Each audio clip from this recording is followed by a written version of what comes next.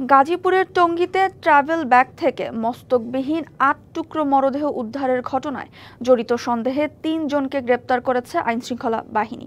এদিকে টঙ্গী বনমালা রোডের একটি বাসা থেকে হত্যার শিকার মোহাম্মদ আলীর বিচ্ছিন্ন মাথাটিও উদ্ধার করা হয়েছে।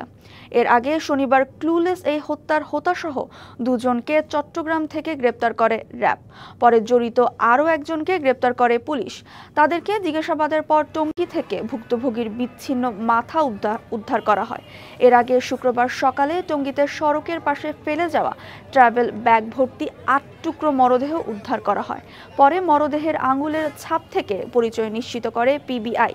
এ ঘটনার পর থেকে আসামিদের গ্রেপ্তারে মাঠে নামে আইনশৃঙ্খলা বাহিনীর একাধিক সংস্থা। নিহত যুবকের নাম মোহাম্মদ অলি।